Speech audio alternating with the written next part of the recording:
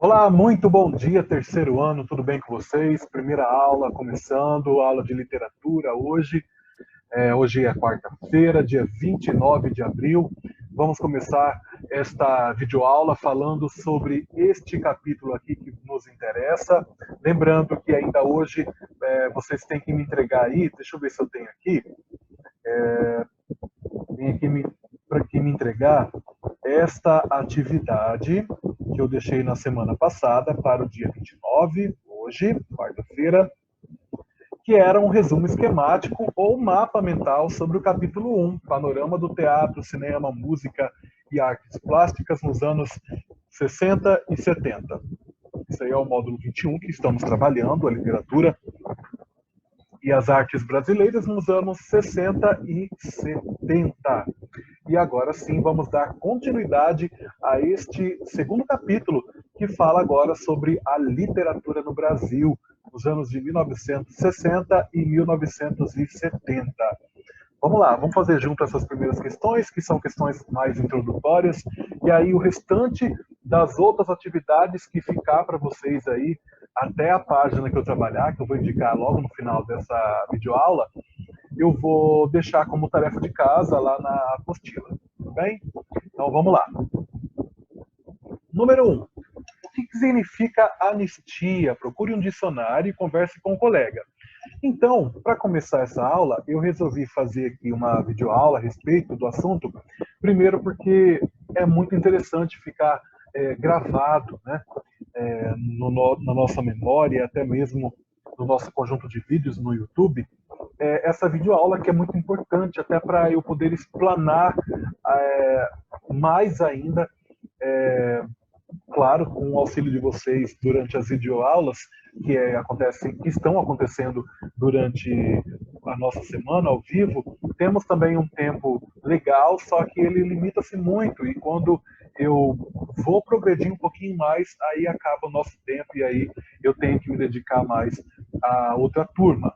Mas, sem problema nenhum, estou aqui num tempo extra para vocês aí verem, assistirem esse conteúdo que é muito importante para o ano de vocês, ainda mais vocês aí que vão para prestar, aliás, o vestibular 2020, 2021. Beleza? Então tá. Primeiramente, essa palavra vai fazer muito, mas muito, como que eu posso falar? Essa palavra, anistia, ela é muito importante nessa fase da literatura dos anos 1960 e 1970. E muito inteligentemente, os colegas da UNO deixam logo já de cara, para a gente começar essa conversa, para vocês buscarem realmente qual é o significado da palavra anistia. Então vamos lá. Palavra anistia.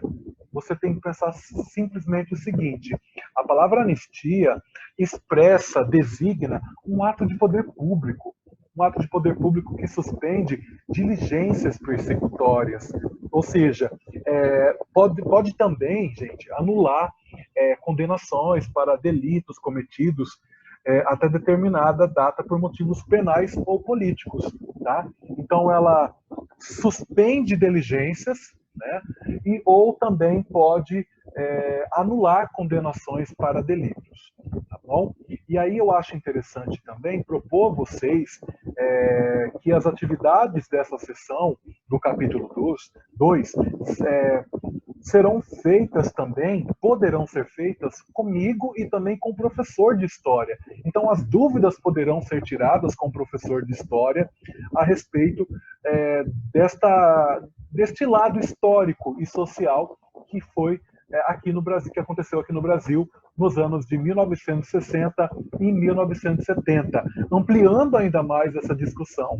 Então, isso é importante para você que quer se dar bem no vestibular, que quer se dar bem nos concursos públicos, para interagir um pouquinho mais, não só comigo, mas também com outros professores, e eu indico agora aqui o professor de História para estar ajudando você. Beleza? Então, vamos lá. Então, a resposta aqui seria mais adequada sobre o que significa anistia. É isso. É o poder de suspender uma diligência, de anular uma condenação para um delito cometido até determinada data por motivos penais, por motivos políticos, e isso acontecia muito bem. Existia anistia, tudo bem? Nessa época. Número 2. Vamos agora para o número 2. No Brasil, nos anos de 1970, surgiu um movimento de luta pela anistia política. Olha aí, o que nós acabamos de falar aí. Tá pedindo para vocês conversar com os colegas e explicar esse movimento. Como a gente não está no momento presencial, vamos refletir um pouquinho mais sobre esse tempo em si. Deixa eu só colocar aqui o que seria anistia, porque eu estava me esquecendo. Então, a palavra anistia designa um ato, coloca por favor, um ato do poder público que suspende diligências persecutórias ou anula, gente, isso aqui é muito importante, condenações para delitos. Esses delitos, coloca aí, delitos por motivos penais ou políticos. Pronto. Tá, então, por favor, acrescenta aí, esquece da letra maiúscula. O computador tá meio doidão. Mas vamos lá, continuando então. A resposta para número 2 seria para a gente fazer uma discussão, e essa discussão ela acontece a partir aí do surgimento do movimento, a partir do movimento de luta, né, pela anistia. Então, surge aí o movimento pela anistia, que aconteceu, quando que aconteceu? Meados aí da década de 1970, tá? Vamos colocar aqui, meados da década de 1970, coloca aí também, opa. O movimento pela anistia surgiu aí em meados da década de 1970, ganhou força nos anos seguintes, e o que os seus participantes buscavam? Então, eles buscavam obter um perdão oficial, tá? Um perdão oficial para todos os que haviam participado da luta contra o movimento militar, instalado quando? 1964, incluindo, claro, aqueles que estavam exilados. Então, o movimento pela anistia surgiu em meados da década de 1970, teve uma força a mais aí nas décadas seguintes, e eles lutavam, né, os participantes deste movimento lutavam pela perda oficial para que todos que haviam participado aí da luta contra o movimento militar instaurado no país, né, em 1964, como eu acabei de falar, incluindo aqueles que estavam exilados. Beleza? Isso é muito importante. Exercício número 3, vamos lá. Observe no desenho de Ziraldo, esse aqui, ó, as pessoas que seguram os cartazes e explique as atitudes delas com base no contexto brasileiro dos anos de 1970. Então, isso aqui eu vou até deixar aqui. Por quê? Porque nesse desenho aqui, gente, as pessoas, elas demonstram o quê? Demonstram sentimentos. Quais sentimentos, professor? Fala para mim. Então, você vai colocar aí do ladinho aí. Alegria, felicidade, tá? Alegria, felicidade, elas estão sorrindo, né, se abraçando, e estes gestos se relacionam muito à celebração pela conquista da anistia. Então, as pessoas estavam celebrando a conquista da anistia. Tudo bem? Então, provavelmente, trata-se aí de uma referência terceiro ano. A lei da anistia, tá? Então, aí você vai procurar lá no Google, quando que foi criada a lei da anistia. Então, coloca para mim aí, procurar procurar o ano que se criou a lei, vou colocar com maiúscula, a lei da anistia. Procura para mim lá, tá bom? Lembrando que este período, aqui tem que ser letra minúscula, porque eu coloquei um ponto e vírgula ali, tá? E eu não sei para dividir aqui, tudo bem. Vou voltar aqui. Lembrando que neste ano que vocês vão procurar aí para mim, permitiu aí o retorno ao Brasil de muitos daqueles que tinham sido exilados do país. Tudo bem?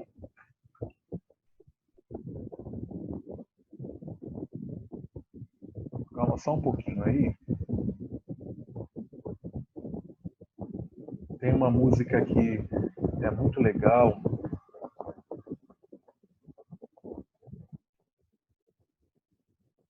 E retrata muito bem esse momento.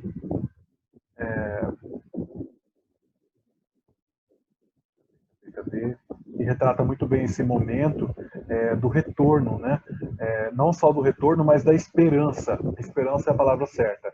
Da esperança, vou colocar aqui, da esperança era gerada, né, naquela época, né, e mostra muito bem esse momento, né, de quando as pessoas conseguiriam retornar ao nosso país. Olha lá, vamos ver.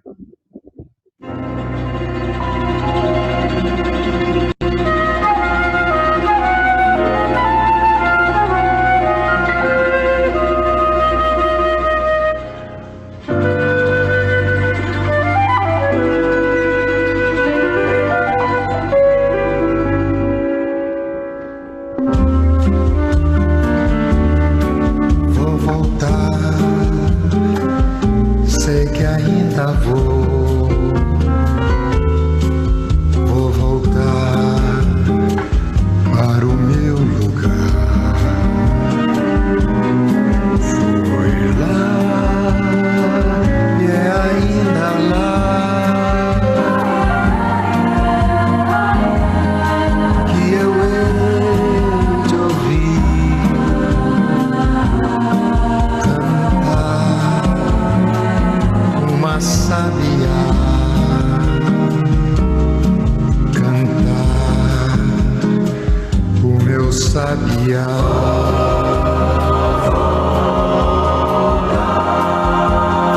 Sei que ainda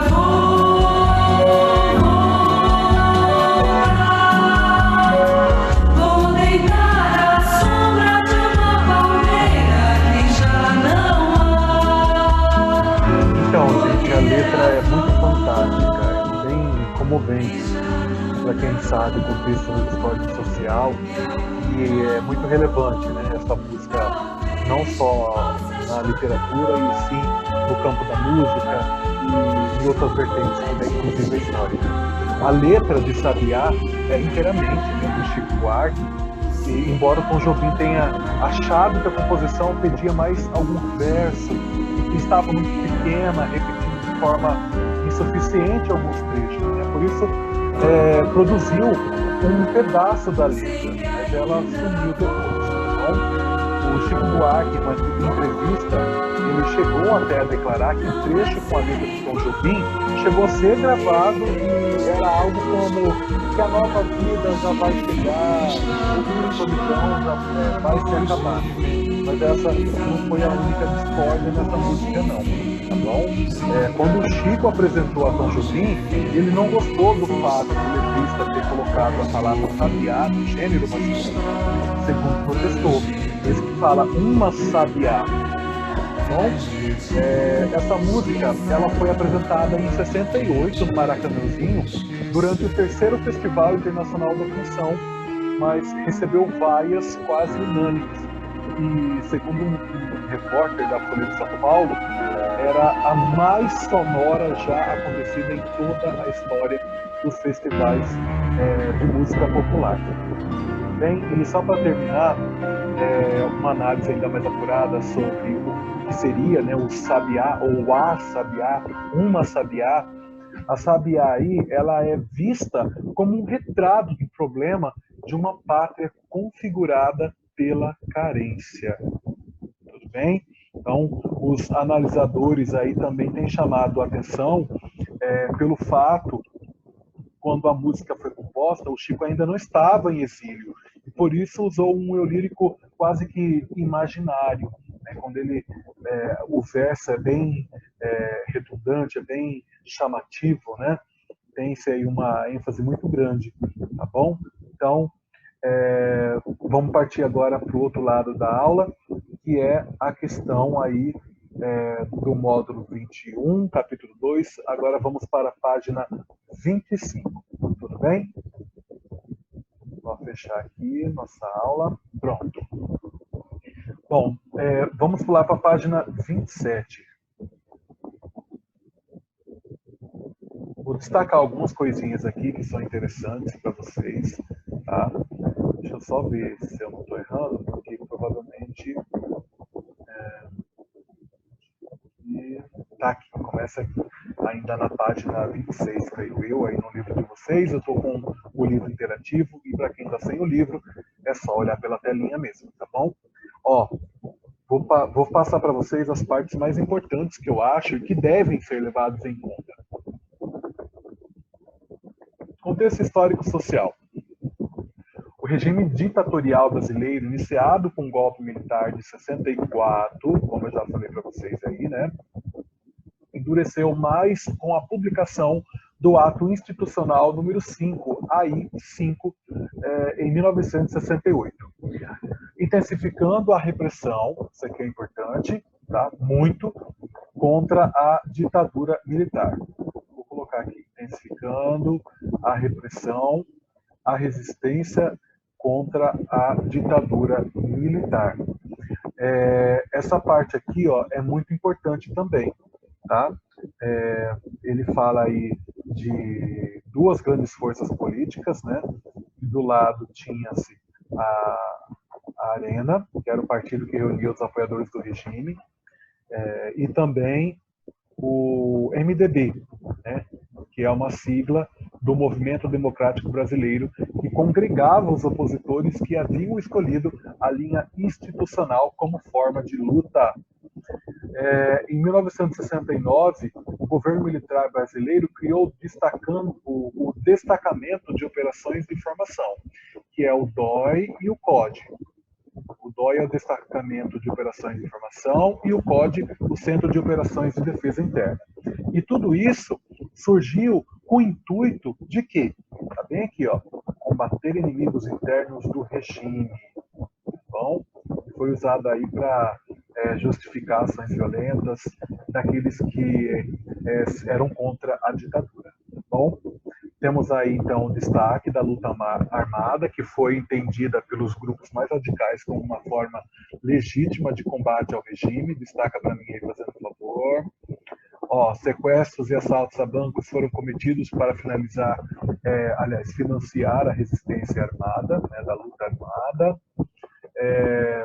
Temos também aí tipos de ações mais trágicas, como por exemplo aí, por grande parte dos militantes teve como fim ou o exílio ou a morte, como o capitão de exército que desertou para participar da guerra. Então aqui nós temos aí o exílio, que já foi falado lá, né?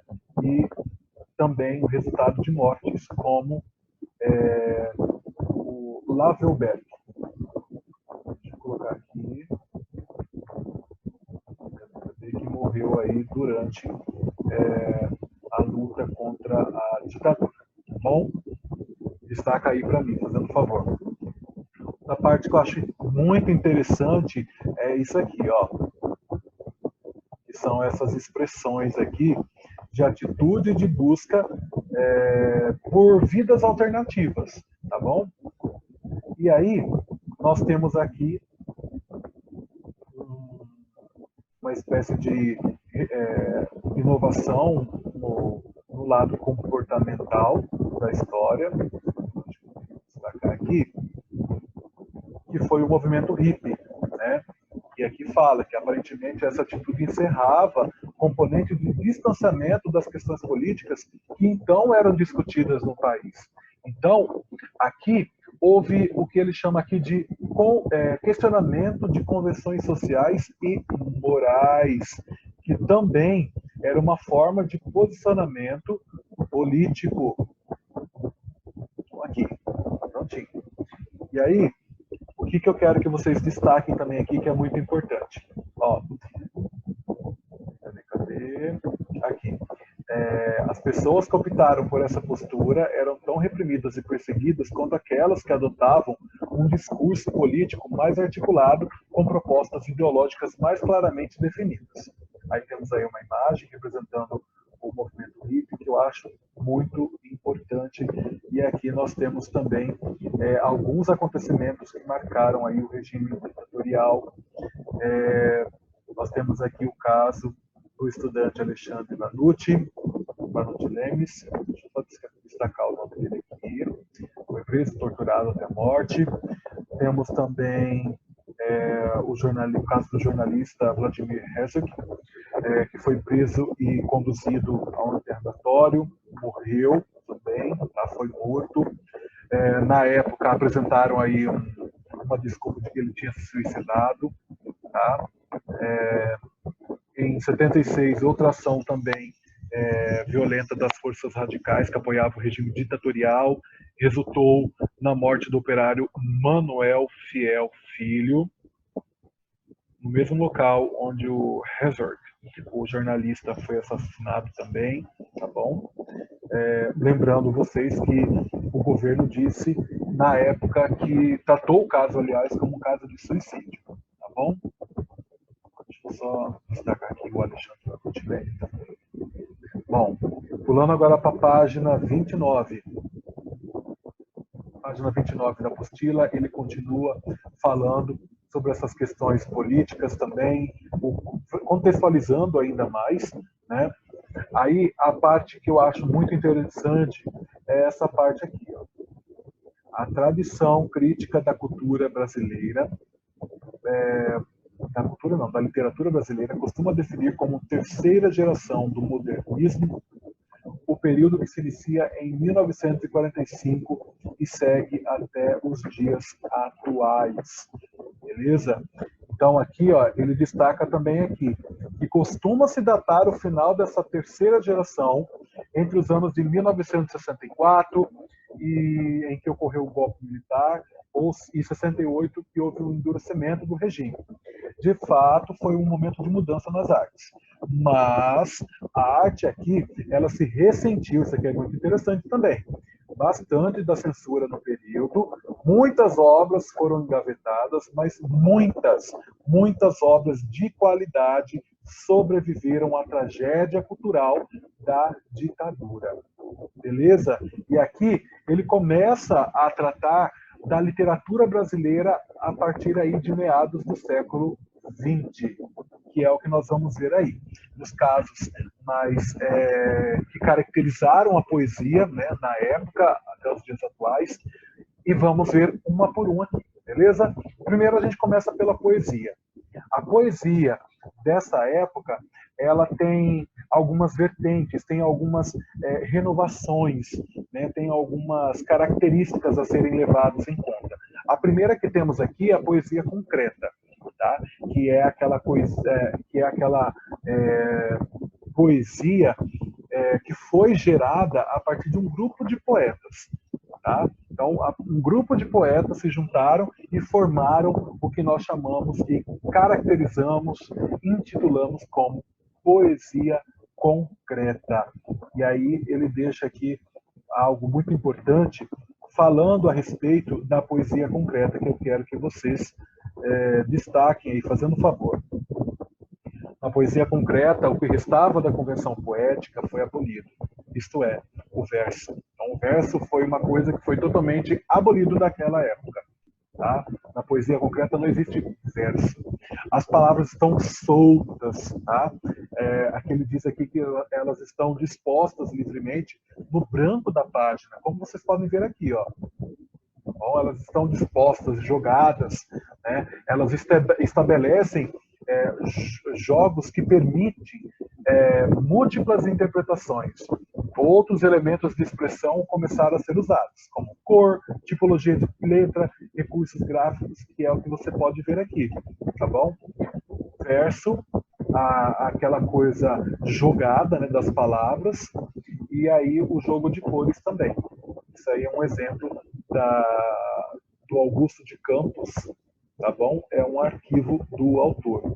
Aqui ele descreve muito bem aqui o que caracteriza esse poema, o que significa, o significado dessa poesia concreta, que vocês podem ver aí também, logo em seguida, aí na sua casa.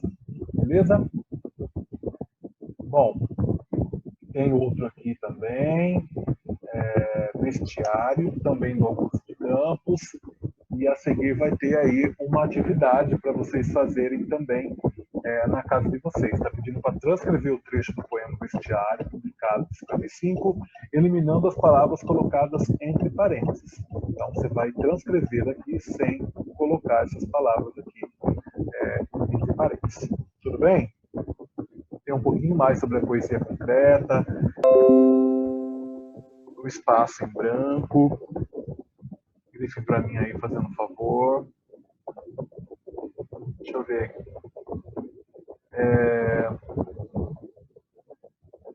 Os poetas concretos adotaram uma expressão para definir seu estilo, a retirada do escritor irlandês James Joyce. Ele fala aqui um pouquinho da verbivocovisual. E o que é isso, professor? Está tudo descrito aqui, ó. Vamos ver? Essa expressão significa a poesia deve ser verbal, porque se funda na palavra, no verbo, e vocal, porque supõe uma leitura oralizada, em voz alta, para se perceberem as sonoridades envolvidas e visual, porque precisa ser vista para que os efeitos provocados pelos espaços em branco sejam percebidos em sua plenitude. E aí, ó, ele dá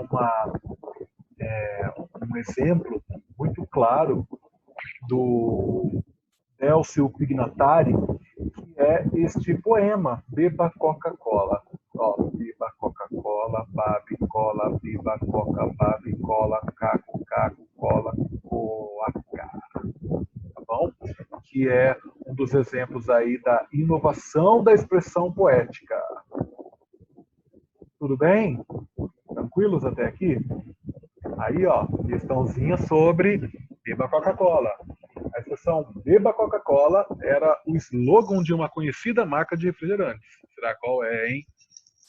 No poema, o slogan é desmontado. Explica o procedimento adotado. Como que ele desmontou este poema? Como que ele desmontou esse slogan aqui, ó, beba Coca-Cola? Você vai explicar para mim, tá bom?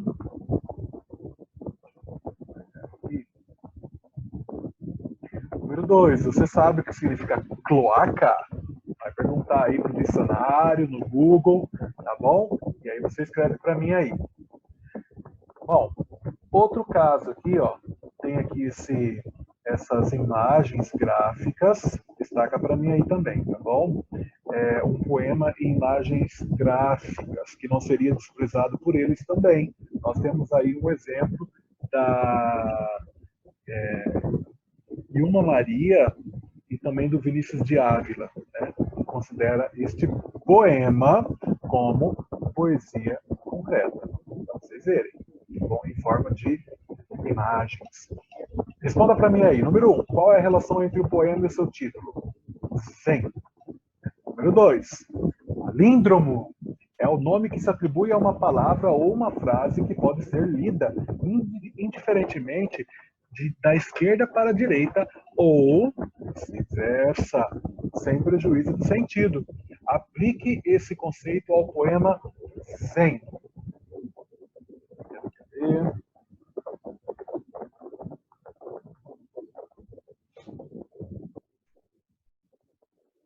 Eu não sei se eu pulei.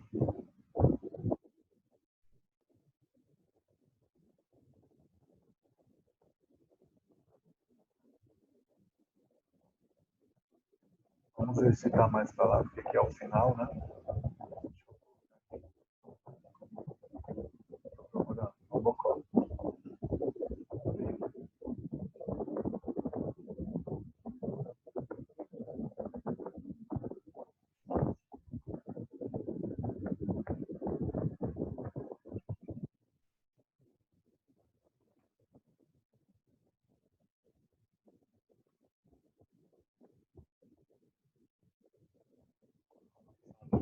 pouquinho.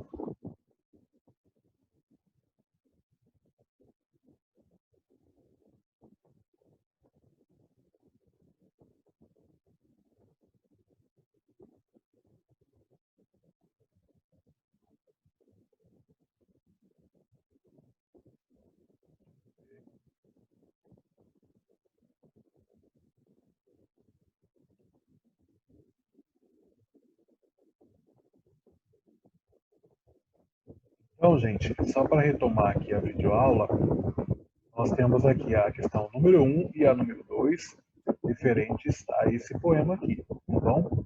É esse poema mesmo. É porque eu estou meio perdido aqui, porque não tem, pelo menos eu não estou encontrando aqui, o título, né? Zen, mas tudo bem, tá? O que está dando para entender aqui é o Zen é este poema aqui, beleza? Pelo menos aqui não tem nenhum poema intitulado Zen. Tudo bem? Mas se por acaso vocês tiverem na apostila física, é só fazer, tá bom? Bom, nós temos aí a poesia visual também, que é algo legal de se estudar, né? A poesia visual também é uma influência da poesia concreta, tá? A poesia virtual é uma arte que se coloca como poema e se utiliza de símbolos diversos além da palavra. Então aqui nós temos aqui uma poesia visual, ó, que foi utilizada aí a partir aí do símbolo, né, da marca Chicletes, mas aí formou-se uma poesia visual diferenciada, né? Como ele próprio diz aqui, ó, ele convida o leitor a viajar pelos múltiplos sentidos e referências que realiza. Bem, antes de ir para a poesia engajada, deixa eu só mostrar para vocês aqui um pouquinho da poesia concreta que surgiu no século XX, tá? Uma coisa que eu queria, beleza, essa parte aqui, ó. A poesia concreta começa por assumir uma responsabilidade total perante a linguagem, aceitando o pressuposto do idioma histórico como núcleo indispensável de comunicação. Recusa-se a absorver as palavras com meros veículos indiferentes. Recusa-se a absorver as palavras com meros veículos diferentes, sem vida, sem personalidade, sem história, túmulos tabu com que a convenção insiste em sepultar a ideia. O poeta concreto não volta face às palavras, não lhes lança olhares oblíquos, vai direto ao centro para viver e vivificar a sua facticidade. Então, isso aqui é um pouquinho sobre a poesia concreta, né? E fala um pouquinho sobre o olhar do poeta, né? O manifesto da estrutura poética dentro da poesia concreta, tá bom? Que é uma espécie de movimento, né? Vanguarda concretista que surgiu aí no século XX, beleza? Outra coisa que eu queria aqui, ó, era expor isso aqui, as características, né? As principais características da poesia concreta são essas. Então, nós temos aí o uso da linguagem verbal e não verbal, o experimentalismo poético, a poesia visual, efeitos gráficos, sonoros e semânticos, aspectos geométricos, supressão do verso estrofe, desaparecimento do lírico, eliminação da poesia intimista e o racionalismo. Tudo bem? Isso aí é muito importante vocês saberem. E aí tem aqui alguns exemplos aí, os principais autores: Augusto de Campos, Haroldo de Campos, Décio Pignatari, Ferreira Goulart e outros também. Beleza? Bom, poesia enganjada. E é isto, meu irmão? Poesia enganjada. Então, poesia enganjada é simplesmente isso aqui, ó. Não é simplesmente o que é, mas tem a ver com isso, né? a luta contra a censura e a repressão atingiu todos os segmentos artísticos. A poesia, ela não ficou de fora. Então, a poesia praxis resolve isso aqui, ó. Questões sociais, tá? O artista é um transformador da palavra, usa os seus sentidos, bem? A poesia praxis mantém a preocupação, isso aqui é muito importante, com a pesquisa formal, que caracterizava a poesia concreta, mas busca acentuar a ligação entre a arte e a realidade social. Tá? Então, a poesia que nós estamos falando aqui, a poesia enganjada, gente, simplesmente, ou poesia social, aborda assuntos políticos, né, assuntos sociais, né? Além disso, como ressaltou aí o autor da apostila, a poesia é a poesia de assunto político, né? Mas na qual se busca também a qualidade artística. Tudo bem? Então, nós iremos fazer críticas, iremos encontrar, aliás, críticas na poesia enganjada, né? Críticas sociais, críticas políticas, mas o valor predominante do poeta é ainda fazer uma boa poesia. Tem-se ainda essa preocupação. Tudo bem? Então, nós temos aqui um exemplo, né? Um exemplo de um poema. Deixa eu ver aqui, do Mário Xavier. Cadê? TV. Vocês vão ler, fazer aí exercício número 1, né? Para indicar expressões que comprovem cada uma dessas manifestações, né? Elementos humanos e não humanos. O título do poema é TV, qual é a imagem da televisão que o poeta coloca em destaque. Aí você vai responder porque é justificativa, aliás, resposta pessoal, mas você tem que justificar a resposta com os elementos do texto. Beleza? Bom, na página 30, vai encontrar outras também poesias enganjadas ou poesias sociais. Tem esse aqui, tem exercício 1, 2 também para você fazer na sua casa. Aqui, da poesia marginal. Aqui. Quero que vocês destaquem para mim tudo isso aqui, tá? Também é muito interessante. A poesia marginal, para a gente terminar a nossa live, é a poesia, aliás, é uma prática, né, que deu nome a essa poesia, né, a essa geração de poetas, né, a geração mimeógrafa,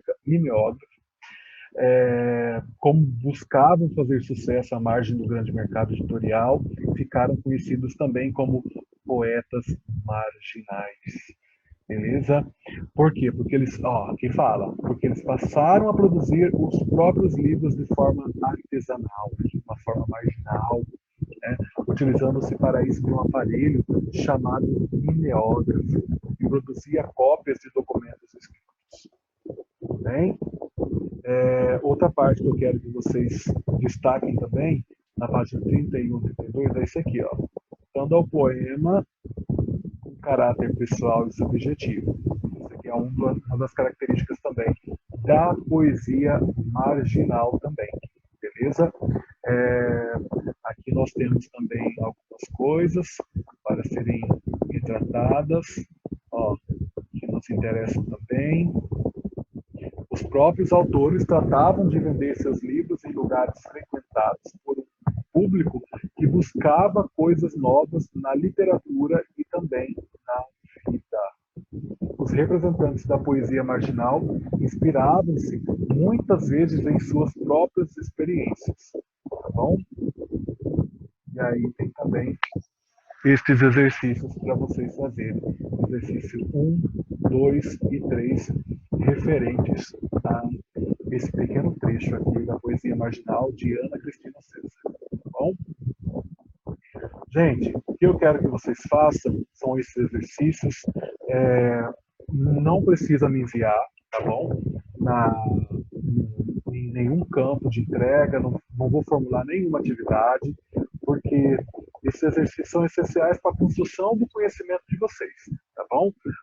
Nessa semana não vai ter atividade de literatura, mas vai ter uma atividade maior, que é de você ver essa videoaula falando sobre o assunto em si, que foi o assunto destacado aí por mim, o assunto mais interessante no capítulo 2, que era para falar um pouco sobre o contexto social e também para falar também sobre a poesia daquela época. Nós vemos aí 3 tipos de poesias e eu gostaria muito que vocês fizessem, tá bom? Então não precisa mandar lá para mim, professor, o senhor deixou atividade para me enviar atividade e tal, que o senhor falou lá no vídeo?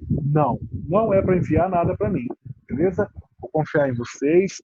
As meninas aí podem, que parar o vídeo um pouquinho, né?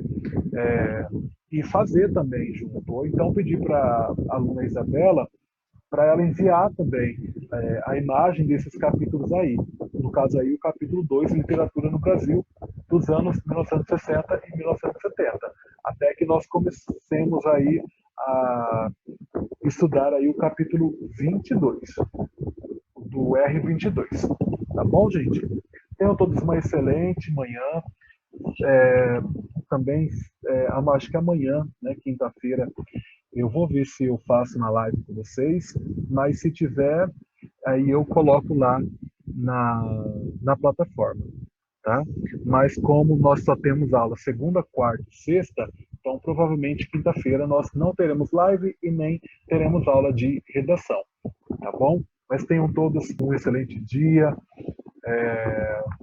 um dia produtivo para vocês, e qualquer coisa eu estou aqui, beleza? Tchau, tchau, gente. Obrigado.